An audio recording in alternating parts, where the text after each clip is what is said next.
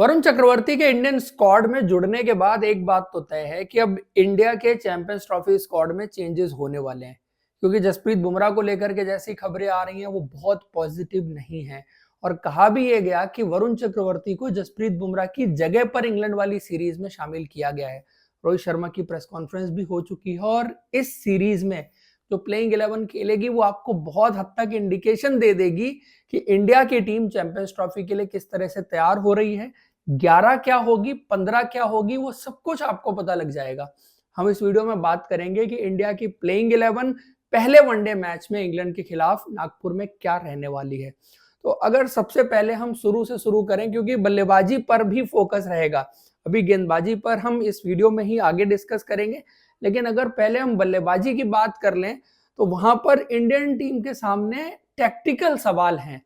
आप प्लेयर्स को श्योरिटी के बेसिस पर देखें तो बहुत सिंपल है, कोई भी इंडिया का बैटिंग ऑर्डर बता देगा कि आप कहेंगे कि रोहित शर्मा के साथ जो है वो शुभमन गिल ओपन कर रहे हैं, विराट कोहली है, श्रेयस अय्यर हैं और फिर एक विकेट कीपर केएल और ऋषभ में से जो भी खेलेगा वो है, हार्दिक पांड्या है, अक्षर जडेजा में से जो है वो है, फिर बॉलिंग का कॉम्बिनेशन भी आप बता देंगे।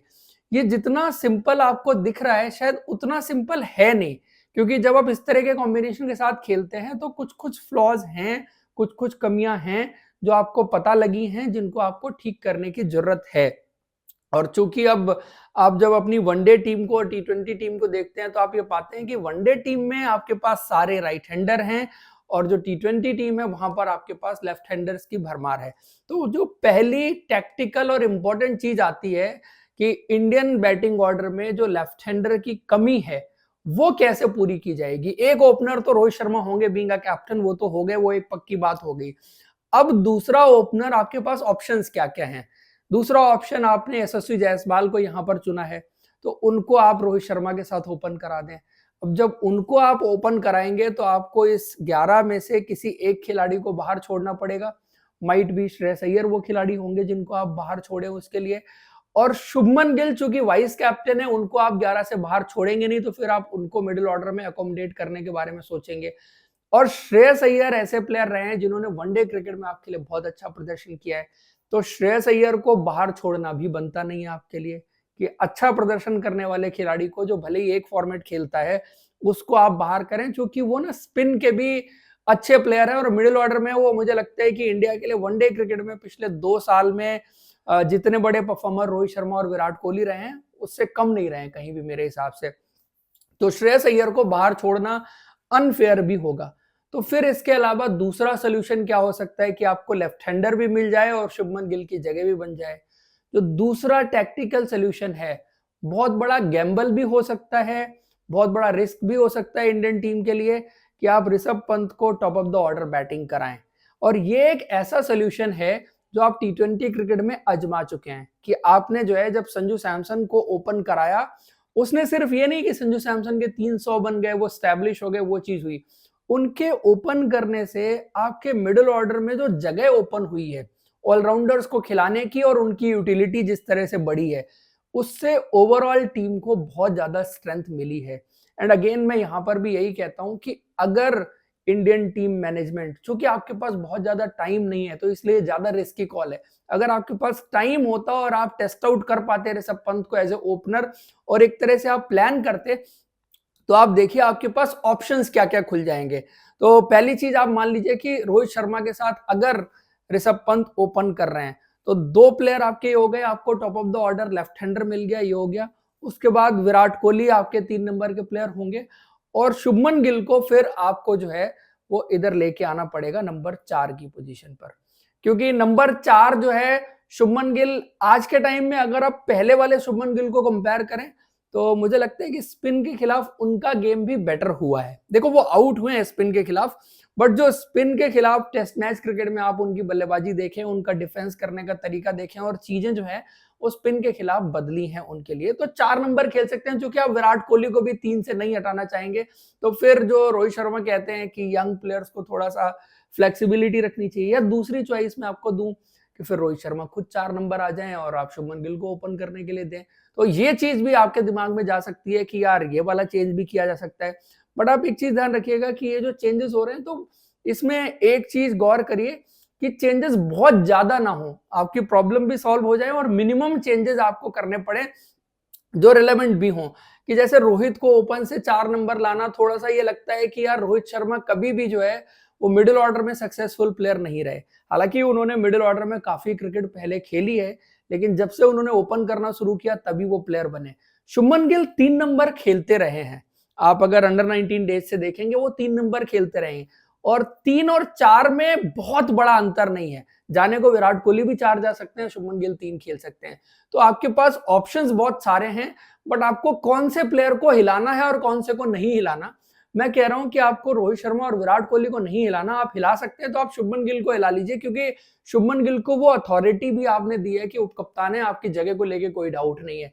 तो वो उनके पास जो प्लेइंग 11 में बने रहने को लेके कोई सवाल अगर होगा, तो चूंकि आपने उनको उपकप्तान बना रखा है तो वो चीज उनके दिमाग में नहीं आएगी। और मिडिल ऑर्डर में अभी वो कम से कम अगर 4 नंबर आपके लिए फिट हो गए, तो आपको एक जो लेफ्ट हैंडर वाला एलिमेंट है वो ऊपर मिल गया। देन फिर 5 नंबर श्रेयस अय्यर की भी जगह बच गई आपके लिए, और श्रेयस अय्यर के लिए शायद फिर 5 नंबर और ज्यादा बेटर पोजीशन है। 4 के मुकाबले 5 नंबर और ज्यादा बेटर पोजीशन है उनके लिए, कि कई बार जब जल्दी 2 विकेट निकलते हैं और श्रेयस अय्यर अंदर आ जाते हैं, तो वो फिर इंडियन टीम को भी डर लगता रहता है कि कब कैसे आउट हो सकते हैं। और जब थोड़ा सा लेट आती है बल्लेबाजी, तो फिर आप ज्यादा कॉन्फिडेंट होते हैं कि अच्छी फास्ट बॉलिंग या बाउंसर्स या उस तरह की चीजें उनको उतना तंग नहीं करेंगी। और अगर आप हिस्टोरिकली देखें, जब श्रेयस अय्यर ने अपना करियर शुरू किया था अंडर 19 में, वो 5 नंबर के प्लेयर ही थे। तो ये 5 नंबर तक आपकी बैटिंग हो गई। देन आप 6 नंबर पर जो है वो हार्दिक पांड्या, वो तो यूनिवर्सल चॉइस है आपके लिए, और वो रहेंगे उसके बाद। हालांकि अब इसमें एक चीज और हो सकती है कि जो आप ऑलराउंडर्स खिलाएंगे, उनमें से किसी का इस्तेमाल आने वाले टाइम में 5 नंबर या 6 नंबर पर हो सकता है। इतना ऊपर जो अक्षर खेले, जडेजा खेले या वॉशिंगटन खेले, तीन तो तीनों लेफ्ट हैंडर है, जो भी खेलेगा ऑलराउंडर वो फ्लोटर की तरह इस्तेमाल हो सकता है। और अगर मान लीजिए कि आप एक नॉर्मल कॉम्बिनेशन में जाते हैं, जिसमें आप शुभमन रोहित को ओपन कराते हैं, विराट 3 पर है, 4 पर श्रेयस है, और 5 पर जो इंडिकेशन मिल रहे हैं टीम मैनेजमेंट की तरफ से ऋषभ पंत है, तो आपको लेफ्ट हैंडर 5 पर तो ऑटोमेटिकली मिल रहा है। आपके जो ऑलराउंडर्स हैं उनको फ्लोटर की तरह इस्तेमाल करने की जरूरत ही नहीं पड़ेगी, बट आप top of the order left hander एक मिस कर जाएंगे। तो इसलिए जब आपने ऋषभ को ओपन कराया, तो आपको 5 नंबर पर अपने ऑलराउंडर्स जो लेफ्ट हैंडर्स हैं उनको लाने का भी स्कोप जो है कहीं बनता हुआ दिखाई दिया। अब ये देखना है कौन खेलेगा, किसको इस रोल में इस्तेमाल किया जा सकता है, और वो हमेशा एक परमानेंट जगह नहीं होगी, वो एक टैक्टिकल मूव होगा। और मुझे लगता है कि उसमें अक्षर पटेल मुझे ज्यादा सूटेड प्लेयर लगते हैं। हालांकि वॉशिंगटन सुंदर भी हो सकते हैं, जैसे गौतम गंभीर का भरोसा उनको लेकर के है, लेकिन अक्षर पटेल सबसे बेटर ऑप्शन हो सकते हैं। वर्ल्ड कप में भी आपके लिए उन्होंने जिस तरह से प्रदर्शन किया था, तो वो एक अगर आपके फ्लोटर की तरह इस्तेमाल हो सकते हैं 5 या 6 पर, वो एक कॉम्बिनेशन में आप उनको यूज कर सकते हैं। खैर एनीवे, नॉर्मल केस 5 श्रेयस, 6 हार्दिक, 7 आपका एक लेफ्ट आर्म स्पिनर जडेजा, अक्षर में से जो भी खेलेगा। देन अब बॉलिंग का कॉम्बिनेशन जो है, अभी तक बड़ा सिंपल था कि 2 ऑलराउंडर खेल जाएंगे, लेकिन अब ऐसा लग रहा है कि जब वॉशिंगटन सुंदर जो है वो उनके लिए जगह बनाना मुश्किल होगा, क्योंकि कुलदीप के साथ वरुण चक्रवर्ती भी यहां पर आ गए हैं, और टीम अब 2 स्पिनर के साथ खेलेगी खेलेगी। क्योंकि आपकी फास्ट बॉलिंग में जसप्रीत बुमराह जैसा गेंदबाज नहीं है जो आपके लिए मैच विनर रहा है पिछले कुछ टाइम में, तो उनकी एब्सेंस में आपको अपनी बॉलिंग को और धार देनी होगी और विकेट टेकिंग ऑप्शंस ऐड करने पड़ेंगे। तो अब ये चांसेस बन रहे हैं कि आप वरुण चक्रवर्ती और कुलदीप यादव दोनों को एक साथ खिलाएंगे। तो फिर ऐसे में 8 और 9 आपके वरुण और कुलदीप हो जाते हैं। 10 और 11 2 फास्ट बॉलर होंगे, जिसमें एक मोहम्मद शमी फॉर श्योर होंगे। मोहम्मद शमी की फिटनेस को लेकर के सवाल लगातार उठते रहे हैं।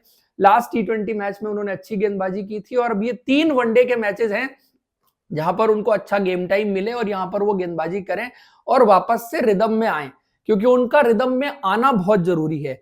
अब एक इंटरेस्टिंग सिलेक्शन ये रहेगा कि आप एक और फास्ट बॉलर जो चुनेंगे, वो आप अर्शदीप को चुने या हर्षित राणा को चुने।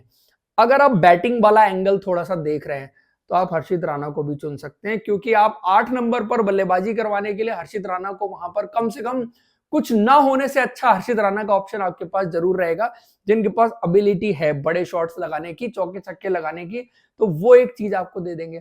दूसरा, हर्षित राणा को खिलाने से आपको यह भी मिलता है कि थोड़ा एक ऐसा फास्ट बॉलर है जो आपके मिडिल ओवर्स में भी आके विकेट निकाल सकता है, जो उसके पास थोड़ा सा एक्स्ट्रा पेस है, extra effort in the bowling आपको दिखता है, वो चीज है। डेथ ओवर्स में भी वो उनका स्लोअर बंस और वो चीजें आपको अच्छी दिखती हैं, और नई गेंद के भी बुरे गेंदबाज नहीं है। तो आपको अगर हर्षित राणा को चैंपियंस ट्रॉफी के प्लान में रखना है, प्लेइंग 11 में आपको खिलाना पड़ेगा। अर्शदीप सिंह का केस थोड़ा सा कमजोर जरूर हुआ है, बट मुझे लगता है कि team management specially Rohit Sharma की बैकिंग उनके लिए रहेगी, बिकॉज अर्शदीप सिंह बहुत कंसिस्टेंट प्लेयर हैं, लगातार जो है वो परफॉर्म करते रहे हैं, और रोहित शर्मा के जो ट्रस्ट वर्दी प्लेयर होते हैं वो उनको बाहर कम छोड़ते हैं, वो गैम्बल लेने में बिलीव उनका कम रहता है। जो उनके प्रूवन प्लेयर होते हैं उन पर वो ज्यादा दाव लगाते हैं, उन पर वो ज्यादा भरोसा हमेशा जताते हैं। इसीलिए शायद हो सकता है कि आपको अर्शदीप सिंह अलॉन्ग विद मोहम्मद शमी ये कॉम्बिनेशन देखने को मिले। क्योंकि अब आप एक चीज और देखो, मोहम्मद शमी भी थोड़ा बहुत बैटिंग कर सकते हैं, अब जैसे आया है जिस तरह से उन्होंने थोड़ा बल्लेबाजी पर काम किया है, हर्षित राणा अगर उनके साथ खेल जाते हैं थोड़ा बहुत वो कर जाते हैं। अभी तक आपका क्या दिखता था कि 8, 9, 10, 11 बिल्कुल खाली था, टेल बहुत लंबी थी, टेल अभी भी टेल ही है, बट उस टेल ने थोड़ी सी मजबूती मुझे लगता है कि हासिल कर ली है। जैसे हर्षित राणा के इंक्लूजन से अर्शदीप सिंह भी थोड़ा बहुत मतलब जरूरत पड़ने पर 1-2 चौका वौका लगा सकते हैं, क्योंकि इससे पहले तो मैं कि बस सामने से फास्ट बॉलर दौड़ा और हमारी टेल उड़ जाएगी ऐसा लगता था देख के। उसमें थोड़ी सी इंप्रूवमेंट मुझे जरूर नजर आती है आज की डेट में, अगर मैं 2023 से भी कंपैरिजन कर लूं, क्योंकि वहां पर जडेजा जो खेल रहे थे, एक्चुअली जडेजा जिस तरह से बल्लेबाजी कर रहे थे तो वहीं से आपकी टेल शुरू हो जा रही थी। तो अब अगर 7 नंबर पर जडेजा इस टाइम पर भी मान लीजिए खेलते हैं तो शायद बैटिंग की फॉर्म उनकी बेटर रही है, या अक्षर खेलते हैं तो फिर वो आपको ज्यादा भरोसा देते हैं, या वॉशिंगटन भी खेलते हैं तो भी 7 नंबर आपको उतना हल्का नजर नहीं आएगा जैसा आपको ड्यूरिंग द वर्ल्ड कप 2023 नजर आने लग गया था।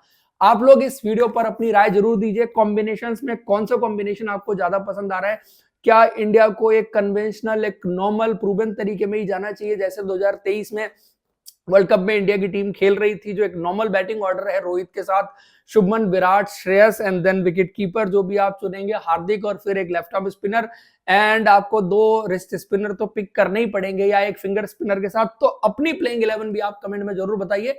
वीडियो और इन्फॉर्मेशन अच्छी लगी है तो लाइक और हमारे चैनल को सब्सक्राइब जरूर करें। Thank you, see you in next video.